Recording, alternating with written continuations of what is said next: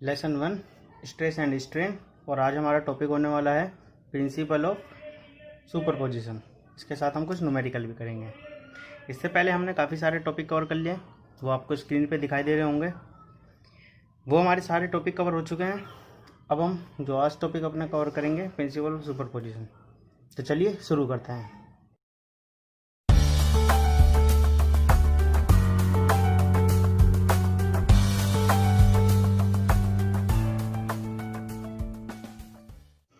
तो principle of position क्या होता है, पहले इसके बारे में समझते हैं, फिर इसकी डेफिनेशन देखेंगे। हमारे पास सपोज करो कोई एक बार है, ब्लॉक, फिर हमने इसमें एक और ब्लॉक अटैच कर लिया, फिर हमने एक और ब्लॉक अटैच कर लिया। अब हमने क्या करा, यहाँ से एक फोर्स लगा रहे हैं F1, यहाँ से भी फोर्स लग रही है हमारी F1, एक फोर्स हमने यहाँ भी लगा दी F2, एक फोर्स हमने यहाँ भी लगा दी F2। अब इन सभी फोर्स के कारण इस टोटल बार पे जो चेंज इन लेंथ होगा उसको काउंट करने के लिए हम टोटल फोर्स को क्या करते हैं, एक नेट फोर्स निकालते हैं और उसके द्वारा जो हमारा फॉर्मूला है इलोंगेशन का, चेंज इन लेंथ का, LP/AE, वो हम लगाते हैं। और इन सभी फोर्स द्वारा लगाए गए फोर्सों के द्वारा जो चेंज आता है इसकी बॉडी में वो कैलकुलेट करते हैं हम। प्रिंसिपल ऑफ सुपरपोजिशन यही हमारा कहलाता है। चलो एक बार इसकी डेफिनेशन लिख लेते हैं हम।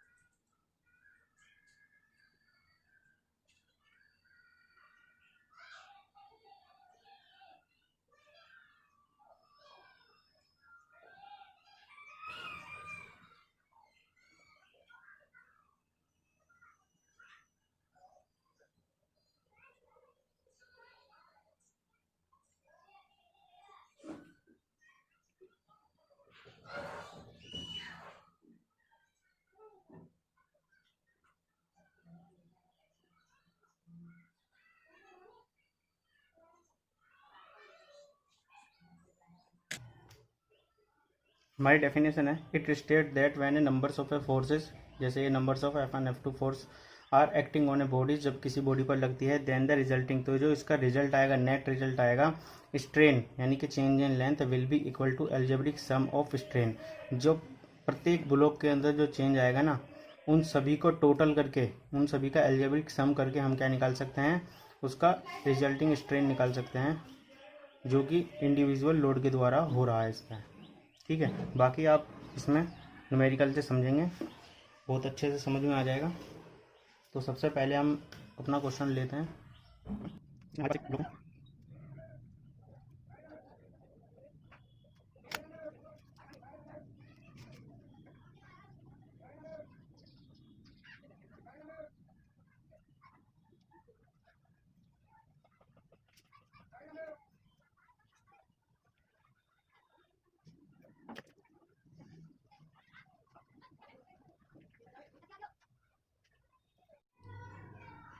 इसमें हमें फाइंड करना है टोटल इलोंगेशन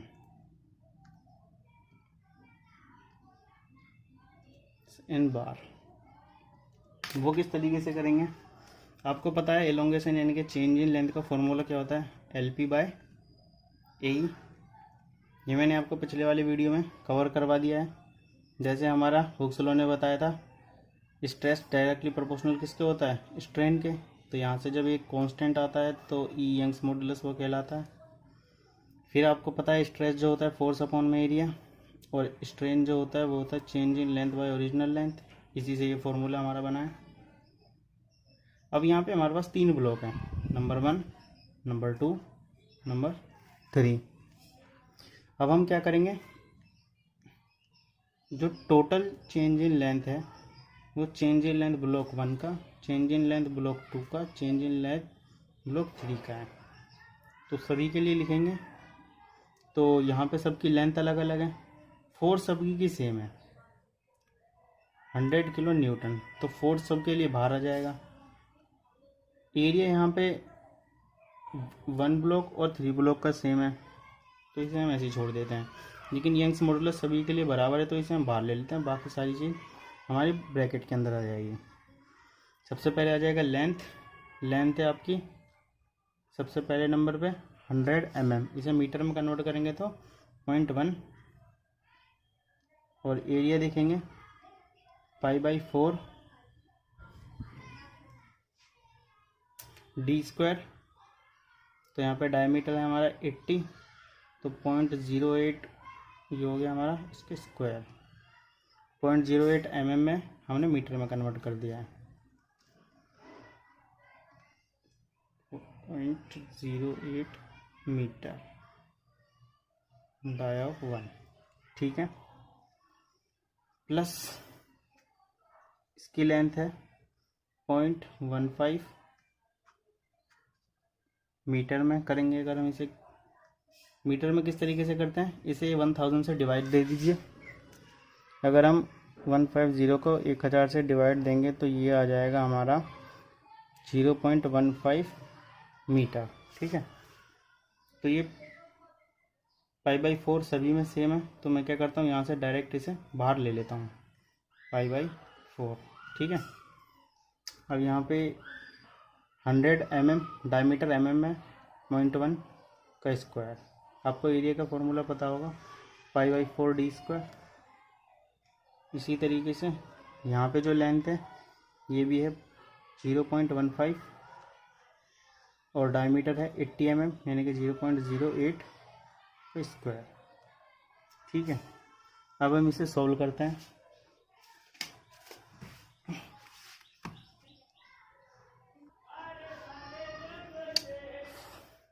इन सभी का मैंने कैलकुलेट कर लिया है।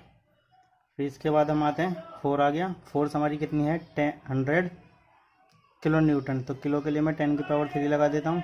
यंग्स मॉडुलस कितना हमारा 200 गीगा पास्कल, 200 गीगा के लिए 10⁻, किलो मेगा गीगा 10⁹, और नीचे आ गया पाई, ठीक है। अब इसको कैलकुलेट करते हैं हम एक बार। यहाँ पे मैंने सारी वैल्यू मीटर मतलब SI यूनिट में ली है, मीटर में सभी mm की यूनिट को कन्वर्ट कर दिया है, लेकिन आप mm में भी लिखेंगे तो भी कोई दिक्कत वाली बात नहीं है। यहाँ मैंने कैलकुलेट किया है तो ये हमारा टोटल चेंज इन लेंथ आया है 3.44 × 10⁻⁻4 मीटर में। फिर मैंने इसमें 1000 की मल्टीप्लाई करवा के वापस से इसे mm में कन्वर्ट कर दिया है। आप अगर डायरेक्ट यहाँ से mm में भी लेंगे ये सारी वैल्यू तो भी आपका आंसर यही आएगा। मैंने मीटर में कन्वर्ट करके बाद में इसे दोबारा mm में कन्वर्ट कर दिया तो ही मेरा आंसर ये है। तो हमारा इसका आंसर यही है, मतलब हमारे द्वारा लगाई गई जो 100 किलो न्यूटन की फोर्स था गिवन दिए हुए डायग्राम में, तो ये हमारा चेंज इन लेंथ इतना आ गया है। ओके, अब हम करेंगे प्रिंसिपल ऑफ सुपरपोजिशन का मेन सवाल। अगर ये आपको समझ में आ गया ना तो आप इसके जैसे जितने भी सवाल है वो बड़ी ही आसानी से कर पाएंगे। मैं आपको इसे बिल्कुल अच्छे से ये सवाल समझाता हूँ, इसके बाद आप खुद ट्राई करना, आपको सभी सवाल अच्छे से समझ में आएंगे। हमारे पास 3 ब्लॉक हैं, नंबर 1, नंबर 2, नंबर 3, ठीक है। सबसे पहले हम क्या करेंगे, नंबर 1 ब्लॉक को देखेंगे, हम इसके टुकड़े कर देंगे। नंबर 1 ब्लॉक, इसके बाद ये हमारा नंबर 2 ब्लॉक, ये हमारा नंबर 3 ब्लॉक। कहीं से भी शुरू करो, लेफ़्ट साइड राइट साइड। हम शुरू करते हैं यहाँ से 120 किलो न्यूटन, ठीक है। कोई दिक्कत आपको दिखाई दे रहा है पेंसिल का, पेन ले लेते हैं। इसके बाद 120 अगर इधर है, इक्वल एंड अपोजिट अगर हम लगाते हैं तो 120 इधर भी आ जाएगा किलो न्यूटन। अब 120 इधर है तो इसका इफेक्ट ब्लॉक 1 का इफेक्ट ब्लॉक 2 पे पड़ेगा, तो 120 हमारा किलो न्यूटन इधर फोर्स है तो इक्वल एंड अपोजिट फोर्स 120 इधर भी आ जाएगा, ठीक है। अब इतना काम हमारा हो जाता है पहले ब्लॉक के लिए ख़त्म। 1 ब्लॉक का काम इज फिनिश। अब हम देखते हैं सेकंड ब्लॉक को। सेकंड ब्लॉक में इधर क्या देख रहे हैं हम, 220 किलो न्यूटन हमारा कंप्रेसिव लग रहा है ब्लॉक 2 के लिए, इधर लग रहा है 220 किलो न्यूटन। अब आप एक बात बताइए, 220 किलो न्यूटन हमारा राइट साइड में लग रहा है और 120 किलोमीटर लेफ्ट साइड में लग रहा है। तो नेट इसका इफेक्ट जो मिलेगा वो हमें मिलेगा 2 ब्लॉक के लिए ही, ये हमारा 2 ब्लॉक है कंप्रेसिव, वो मिलेगा 100 किलो न्यूटन। ठीक बात है। तो इस ब्लॉक के लिए स्टेबल करने के लिए equal and opposite 100 kilo Newton इधर भी लगेगा। अब इसका ही कुछ प्रभाव सेकंड ब्लॉक का थर्ड ब्लॉक पे पड़ेगा, और वो कितना पड़ेगा, इक्वल एंड अपोजिट देखेंगे तो इसका हम अपोजिट अगर कर लेंगे तो ये 100, इसका साइन इधर है ना तो इसका इधर लगा दीजिए, तो ये भी हो गया 100 किलो न्यूटन। अब हमारा सेकंड ब्लॉक का काम हो गया ख़त्म। हमने इधर सॉल्व कर लिया, जो इक्वल एंड अपोजिट था इसका थर्ड के साथ रिलेशन बना दिया। अब हमारा सेकंड ब्लॉक का काम हो गया ख़त्म। अगर आपको समझ में ना आए ये वीडियो एक बार और रिपीट करना, बहुत अच्छे से समझ में आ जाएगा। और जैसा मैं कर रहा हूँ वैसा ही करना सेम, ये इस चीज़ को आप रट्टा मार लेना जैसे भी, बस ऐसा ही करना। अब हम देखेंगे थर्ड ब्लॉक को। थर्ड ब्लॉक में इस साइड लग रहा है 260, तो मैं इधर लगा देता हूँ 260 किलो न्यूटन।